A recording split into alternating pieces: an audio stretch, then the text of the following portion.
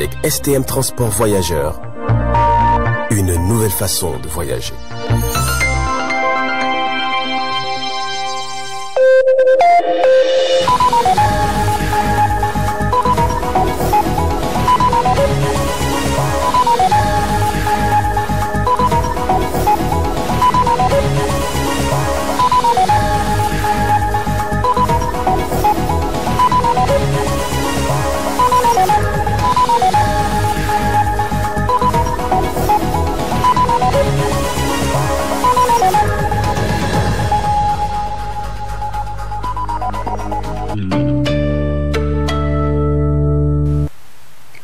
Mesdames et messieurs, bonsoir. Vous êtes sur la télévision Tambara et bienvenue à cette grande édition d'information. Nous ouvrons ce journal avec l'Office central de répression du trafic illicite des stupéfiants qui a présenté à la presse nigérienne ce matin deux réseaux internationaux de trafic de drogue. Cette fois-ci, l'opération a concerné les régions de Niamey et Dosso. Le compte rendu avec Alou Mamansani sur les images de Kantama Ibrahim. Ils étaient deux réseaux de trafic illégal de drogue à haut risque démantelés à Niamey et dans la région de Dosso. Présentés ce jeudi aux médias nationaux et internationaux par l'Office central de répression des trafics illicites des stupéfiants, OCRIS. Tous des réseaux spécialisés opérant au Niger vers certains pays de la sous-région. Cet exploit ces derniers temps de l'Office central de répression des trafics illicites des stupéfiants prouve l'engagement et la détermination de l'Office dans la répression des trafics illégaux des drogues au Niger. Pour le premier réseau, le 11 janvier 2021, l'Office recevait de ses sources une information par rapport à un trafic de drogue longtemps établi entre plusieurs pays de la sous-région impliquant des personnes de nationalité nigérienne. Après plusieurs jours d'investigation, l'Office central de répression du trafic illicite de stupéfiants interpelle le 13 janvier 2021 au quartier aéroport de Niamey un individu de nationalité nigérienne en possession de 119 briques de cannabis d'un poids de 98 kg 455. Pour le second réseau, l'exploitation et le recoupement de plusieurs informations concordantes ont permis à l'Office central d'interpeller dans la nuit du 22 au 23 janvier 2021, après 8 semaines d'investigation à Niamey et à Dosso, 4 individus de nationalité nigérienne et de saisir 150 000 comprimés de tramadol 250 mg de marque royale en provenance du Bénin dans un village situé à 3 km de Dosso. Les opérations ont également permis de saisir un véhicule et une dizaine de téléphones portables. Le tramadol saisi, dont la valeur marchande s'élève à plus de 150 millions de francs CFA, est destiné à l'exportation vers certains pays arabes. Pour Madame Maïdama Hadiza, représentant le parquet du tribunal de grande instance hors classe de Niamey, force reste à la loi face à cette nouvelle recrudescence des trafics illicites des stupéfiants. Comme il est devenu une routine pour nous, chaque fois qu'ils font ce genre de prise, le parquet vient pour les applaudir et les encourager. Malheureusement pour nous, chaque fois, malgré les efforts que nous fournissons dans la lutte contre ces trafics, on a l'impression que ça ne fait qu'augmenter. Ce qui est encore plus dangereux aujourd'hui, la drogue que nous vous présentons n'est pas celle que nous avons l'habitude de vous présenter. Le dosage a été augmenté. Maintenant, c'est 250 mg au lieu de 225. Et une fois quand on était là, on vous avait parlé de Donga ou Aradou, qui était une drogue sérieusement dangereuse qui détruisait les systèmes nerveux des jeunes hommes qui consommaient, qui rendait les gens fous et consorts. Mais encore c'est pire maintenant, la dose a été encore augmentée. C'est une drogue qui vient d'un pays voisin, même si la marque, nous avons l'habitude de la saisir, le dosage est différent. En dehors du tramadol, donc 250 mg, nous avons ici à notre présence 150 000 comprimés. Nous avons du cannabis qui est ici à côté aussi. C'est 119 briques de cannabis qui ont été pris, pesant plus de 98 kg. Ceux qui ont été pris avec le cannabis sont déjà déférés au parquet et une information a été ouverte à leur encontre. Donc la nouvelle procédure sera ouverte par rapport aux propriétaires de ces 150 000 comprimés de tramadol. Cette recrudescence du trafic illégal de drogue mérite la collaboration de tous afin de faire face à ces fléaux dans notre société. Enfin, l'Office appelle les autorités administratives et coutumières à multiplier beaucoup d'efforts dans la sensibilisation de la population, surtout riveraine du fleuve, dans la lutte contre le trafic de drogue. Niamey a servi de cadre hier à la cérémonie officielle de lancement des travaux de construction de l'échangeur du rond-point des armées. Cette cérémonie a été organisée par le ministre des Équipements sous le haut patronage du président de la République, son Excellence Issoufou Mahamadou. Le point avec Zainabou Gagara et Kantama Ibrahim. Financée sur le fonds propre de l'État, la construction de l'échangeur du rond-point des armées va désenclaver les difficultés des trafics à Niamey. Une cérémonie riche en couleurs qui a vu la présence de plusieurs personnalités, en tête le président de la République, chef de l'État, El Haj Issoufou Mahamadou, le président de l'Assemblée nationale et plusieurs autres personnalités. Ces travaux de construction de ce 4e échangeur traduit la volonté politique des autorités de la 7e République à travers le programme de la Renaissance Acte 2 afin de moderniser la capitale Niamey. Pour le président de la délégation spéciale de Niamey, celui-ci se réjouit de cet engagement du président de la République de rendre Niamey Niala, Niamey la coquette. C'est une façon de baser la renaissance du Niger et particulièrement la renaissance urbaine de Niamey sur des grandes valeurs, sur des valeurs sûres. Nous avons eu Jodi Amani, Seyni Kounché, Jibo Bakari et aujourd'hui Ali Sebou. C'est une façon de réaliser des équipements structurants mais surtout durables. Et c'est une reconnaissance double. C'est non seulement un ancien chef d'État, mais aussi c'est un grand chef militaire.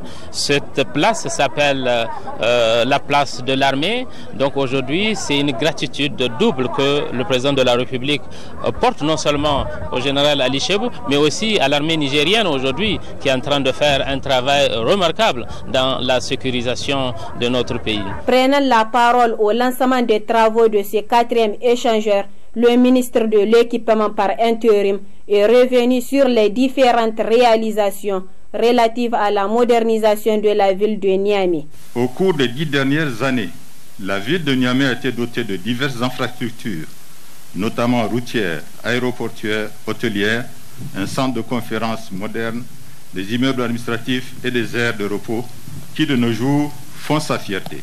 Après la première phase de la voie express, dont les travaux ont été récemment réceptionnés. Fidèle à vos promesses, vous présidez aujourd'hui le lancement des travaux d'aménagement de l'échangeur du rond-point des armées que vous avez décidé de baptiser échangeur Ali Seibou en hommage à l'ancien président de la République arraché à notre affection en 2011. Je voudrais à cet égard signaler et saluer la présence de sa famille à cette cérémonie. Et comme l'a indiqué tout à l'heure le présentateur, la famille voudrait vous adresser un mot de remerciement.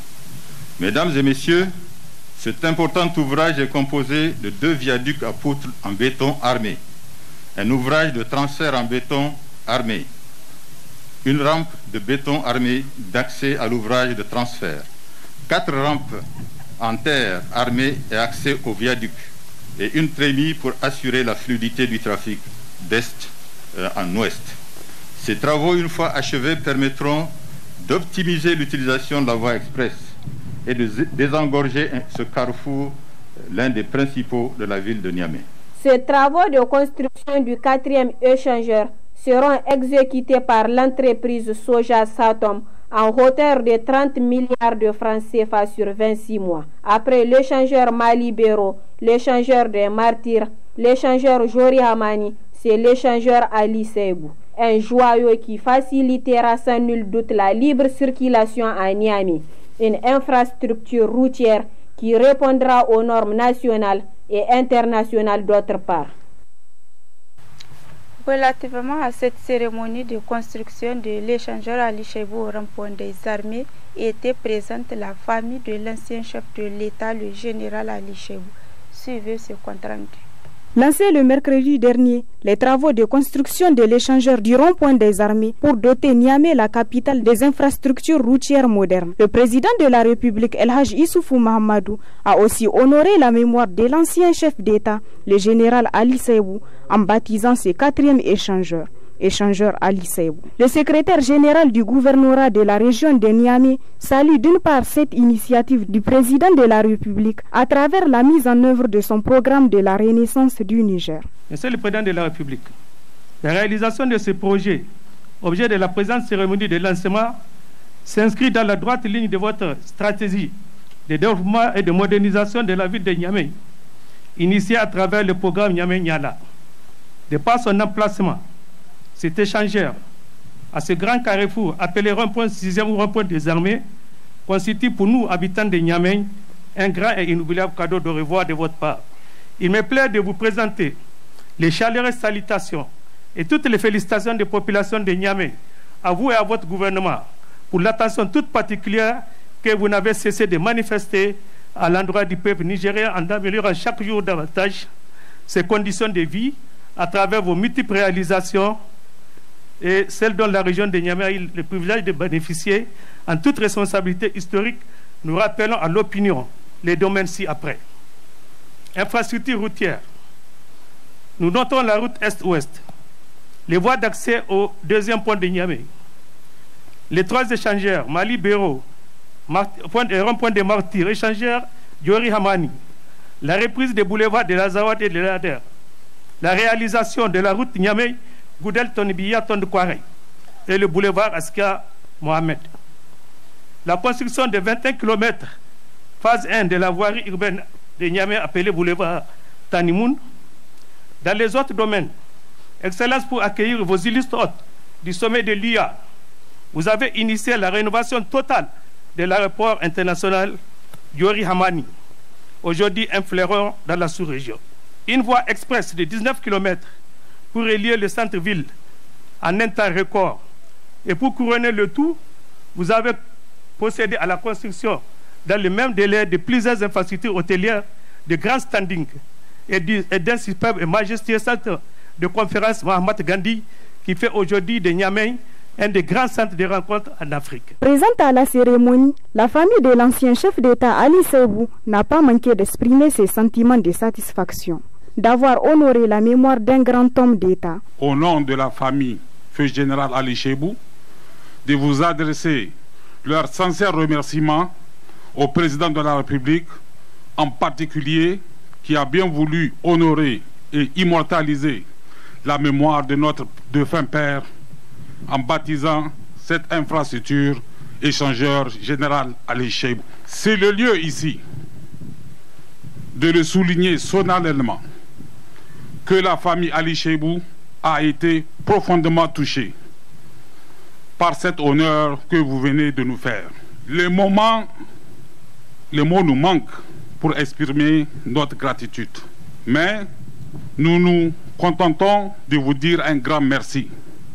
Et qu'Allah le Tout-Puissant veille sur vous et sur le Niger. Je vous remercie. La concrétisation de cette infrastructure routière traduit l'engagement politique du président de la République de moderniser Niamey, la capitale, à l'instar des autres villes de la sous-région. Suite à l'actualité, à l'instar de la communauté internationale, le Niger célèbre la journée internationale de la protection des données à caractère personnel. Que signifie cette journée? Élément de réponse avec Suleiman Bra au micro de Alouma Mansai. Les données à caractère personnel, avec l'évolution des nouvelles technologies de l'information et de la communication, vous constaterez qu'il y a une atteinte grave ou sinon une violation des données à caractère personnel. Ces données peuvent être, par exemple, un signe, ça peut être un numéro, ça peut avoir un caractère physique, ça peut avoir un caractère économique. Bref, il y a tout un nombre de données personnelles liées à chaque personne, surtout ceux qui utilisent en fait ces nouvelles technologies de l'information et de la communication. Maintenant, les pays, puisque en Europe, comme vous voyez, ça fait des années que les gens ont pris quand même des mesures pour protéger les citoyens de ceux qui utilisent ou de ceux qui font atteinte aux données personnelles de ces gens. Au Niger, il a fallu 2017 pour que le gouvernement adopte une loi, c'est la loi 2017-28 du 3 mai 2017 relative à la protection des données à caractère personnel. Cette loi a été 2 ans plus tard modifiée et complétée par la loi numéro 2019-71 du 24 décembre 2019 qui crée le cadre juridique des données à caractère personnel en instituant une haute autorité de protection des données à caractère personnel. Alors cette autorité, en tout cas l'une de ses missions, c'est de faire en sorte au moins que les citoyens soient protégés contre ceux qui font, ce que j'ai dit, les atteintes à leur vie privée, surtout la vie privée. Vous allez voir aujourd'hui sur les réseaux sociaux, sur Facebook, WhatsApp, Twitter, Instagram, les gens n'arrivent pas eux-mêmes d'abord à protéger leurs données et les autres essayent d'utiliser mal ces données. Et c'est ça qui explique toutes ces attentes que nous voyons chaque jour. Les gens sont vilipendés, les gens sont insultés, les gens essayent de créer des situations incommensurable aux gens, et c'est tout ça là qu'il faut essayer de voir. Maintenant, c'est des attentes. C'est vrai qu'il y a l'autorité qui est là, qui est censée protéger les citoyens, surtout en ce qui concerne la vie privée.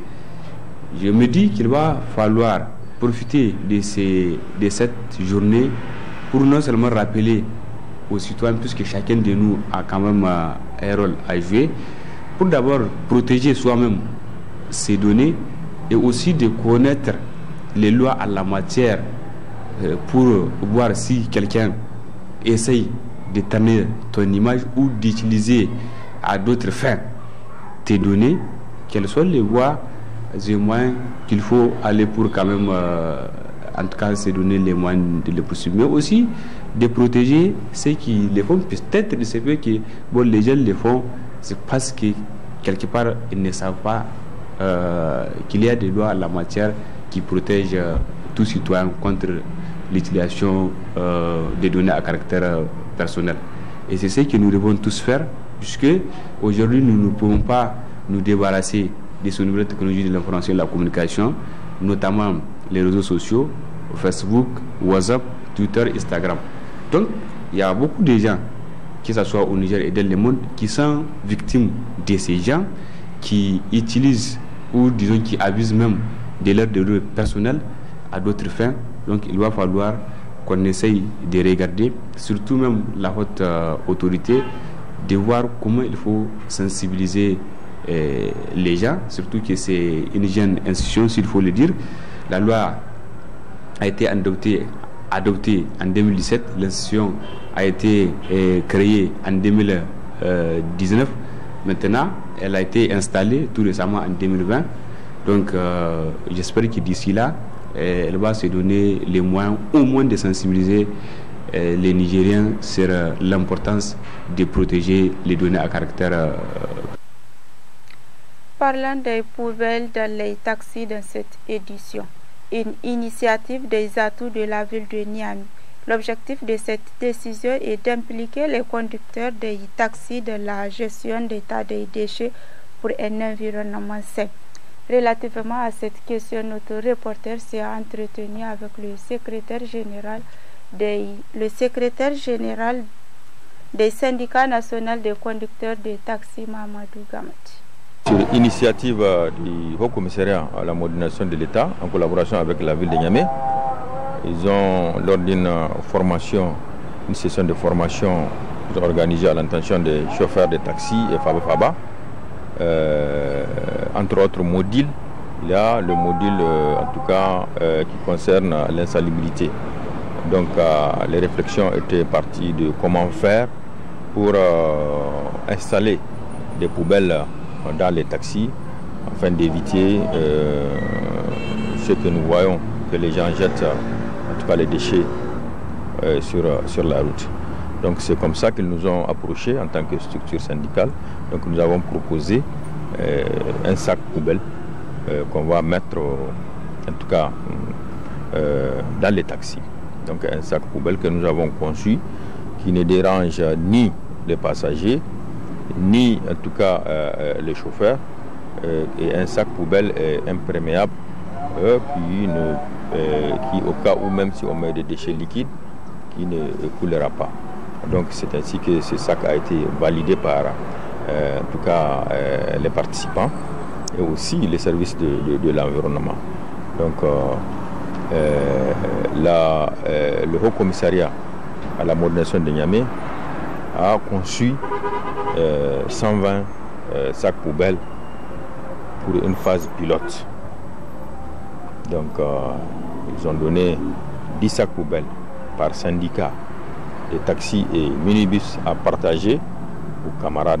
Donc pendant quelques semaines, il y a des fiches d'évaluation qu'on va donner aux taximans pour voir si est-ce que réellement ces sacs sont d'abord accueillis par les taximans et est-ce qu'ils font bon usage et est-ce que aussi si les passagers ces sacs.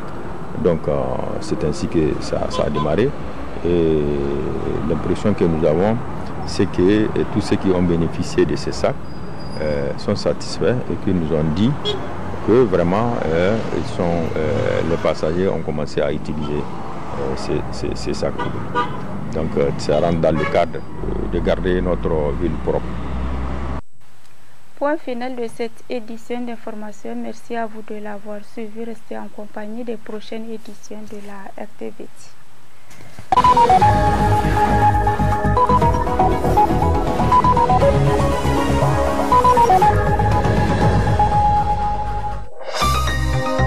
Ce journal vous a été présenté par STM Transport Voyageurs.